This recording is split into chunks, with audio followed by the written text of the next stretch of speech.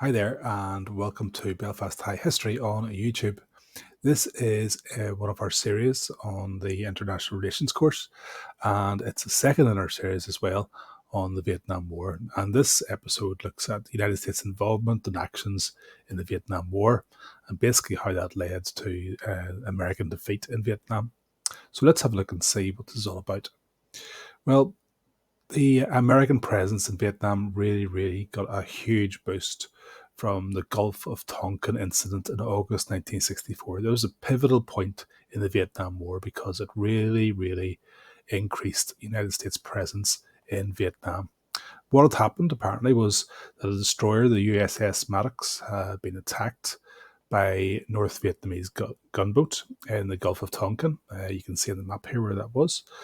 And why is it important? Well, it's really important because this attack, or this suggested attack, was used by United States President Lyndon Baines Johnson to get the United States Congress to approve the Tonkin Resolution. And this is very important. Tonkin Resolution, what is that then? Well, it was passed by Congress in 1964 on the back of that apparent attack on the USS Maddox. And it's very important, allowing the president to get supreme power to wage war in Vietnam in a way he saw fit. Okay, it gives basically him the chance to escalate this war very widely. Okay, and Johnson's going to try to do this. He wants to end this war. He wants to use American power, American finance, American military might to end this war once and for all. And he's determined to do this.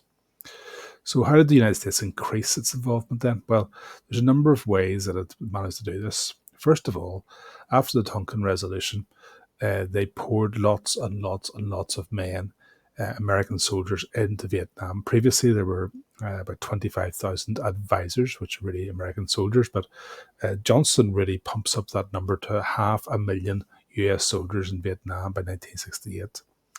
Soldiers were drafted, they were conscripted into the army because of this new escalation. The war cost about $77 billion a year, a huge amount of money, and real strain on the American economy. Johnson aimed to defeat North Vietnam once and for all, and he aimed to do that with American superior weapons and military power.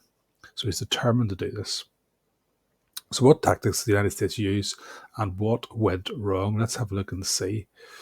Well, the first thing that they tried to do was to use their aerial power. Okay, so the use of their bomber force, and this is called Operation Rolling Thunder. So Johnson orders that strategic targets in North Vietnam are attacked by American bomber forces, and they do this with huge amounts of strength.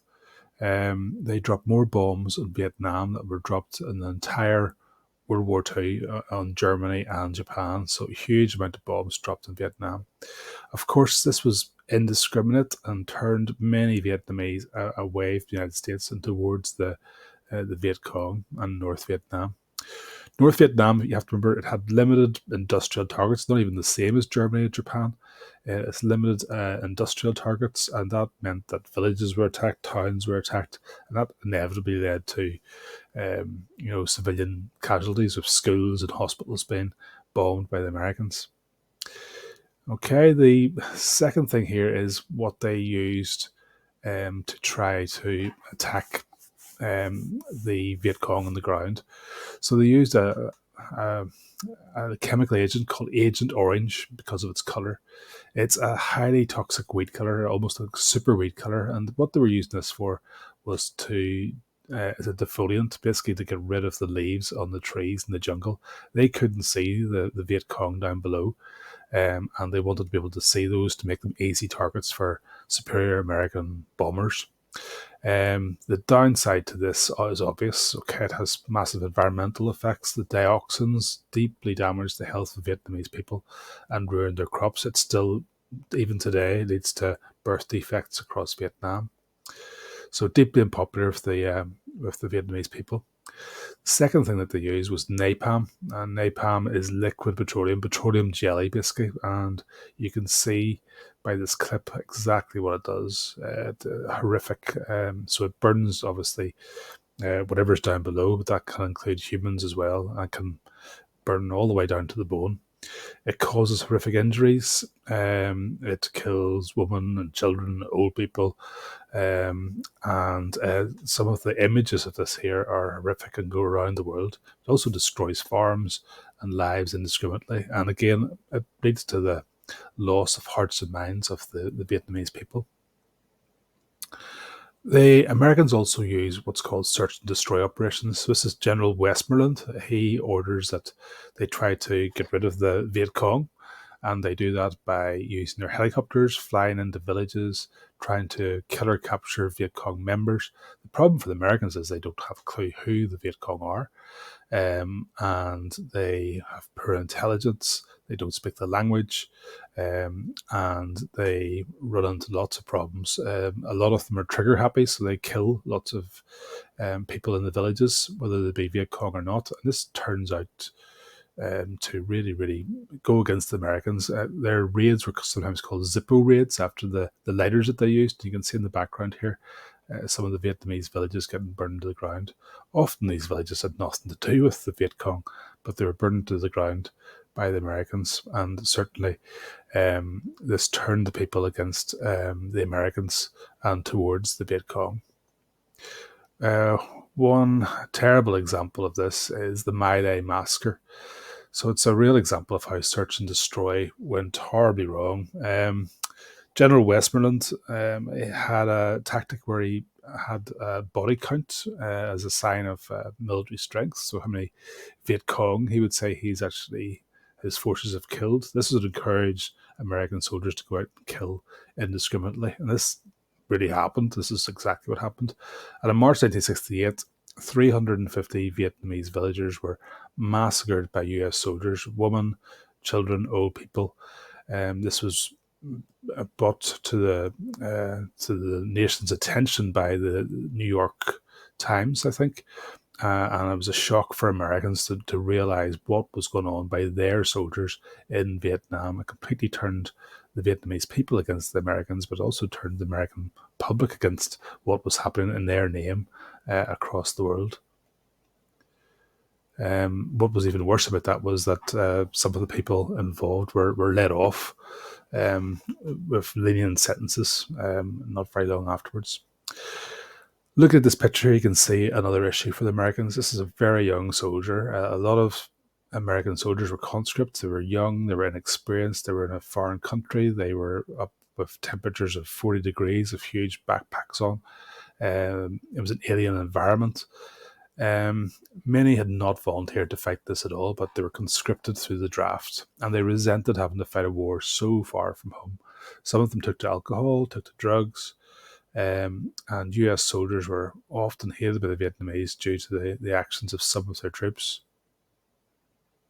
Let's have a look at the Vietnamese side then. So Vietnamese soldiers, in contrast to the Americans, were absolutely dedicated to their cause. Now, a lot of Americans were dedicated to their cause as well, but the Vietnamese were dedicated to liberation. Not so much communism, but it's liberation, actually getting the country free once and for all. And they were inspired by their leader, Ho Chi Minh. They were fighting in their own home territory with ready supplies, ready help. They used guerrilla tactics. They did not wear uniforms, and they could ambush American and South Vietnamese troops. Clearly, a full frontal battle would never win for these troops, but this guerrilla tactics could certainly do an awful lot of damage to the Americans. And this is exactly what happened. So the Vietnamese may not have had the power, finance, or military might of the Americans, but they did use their knowledge and surroundings extremely well. Huge jungle tunnel networks containing munitions stores, canteens, dormitories, even hospitals were used. These tunnel networks could find the North Vietnamese or the Viet Cong coming all the way behind American lines and caused a huge amount of psychological issues. Booby traps were used to kill and trap US servicemen, and the psychological effect of this was horrific on the Americans. Then you have the Ho Chi Minh Trail. So one huge advantage for the Vietnamese was logistics. They were able to transport all their fighting material all the way down the spine of Vietnam to the south from the north. And they did this through what's called the Ho Chi Minh Trail. It's an ingenious network of jungle paths stretching from the north all the way through neighboring countries like Laos and Cambodia. And they make it very, very difficult for American air power to be able to see because it's all under jungle. And goods were also carried largely by humans or animals, so there's very little vehicle transport for the Americans to see as well. So this is a very successful use of logistics and kept the Vietnamese supplied the whole way through the war. Then you have the 1968 Tet Offensive. This is a massive, major turning point in the Vietnam War. It was a huge surprise Viet Cong offensive taking place in Vietnamese New Year. Tet was a big public holiday. They didn't expect any attack at all. And the surprise element of this attack allowed Viet Cong forces to enter the South Vietnamese capital, Saigon. This is broadcast across the world. Huge embarrassment for the Americans. The attack itself was immediately or ultimately repelled with heavy Viet Cong losses. It was essentially a loss for them on paper. However, psychologically, this was a massive loss for the United States because it was a massive embarrassment for them. And many began to question United States policy in Vietnam because of what happened in the Tet Offensive. And then you have this damage from within. So American public opinion. Many Americans agree that the Vietnam War was as much lost at home as on the battlefield in Vietnam. American public deeply split by the war, kind of a youth versus older people. It's almost like the World War II generation versus the new 1960s generation. And many younger people questioned the need for war. Many of them were not willing to be young conscripts, had seen their friends die.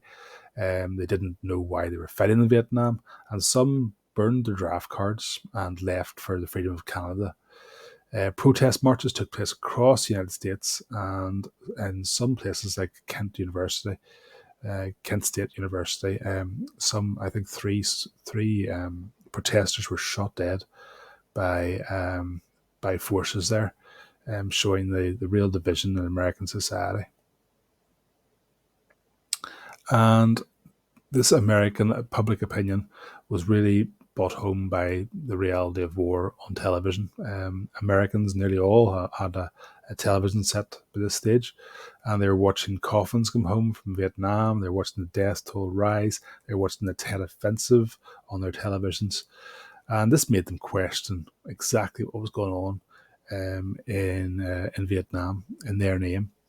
And many of them began to protest against this. And President Johnson, by 1968, was absolutely exhausted trying to find a solution in Vietnam. He realized that his surge in military presence had not worked. In fact, it was actually a bigger problem now than ever before. And I knew he realized he was not going to be able to get re-elected, and so he announced that he's not going to seek re-election, and a new president would have to find a solution for this Vietnam War. So hopefully this is good in terms of going through exactly what American actions were in Vietnam and how those actions were, in the end, futile to what was going on the ground. Thanks very much for listening.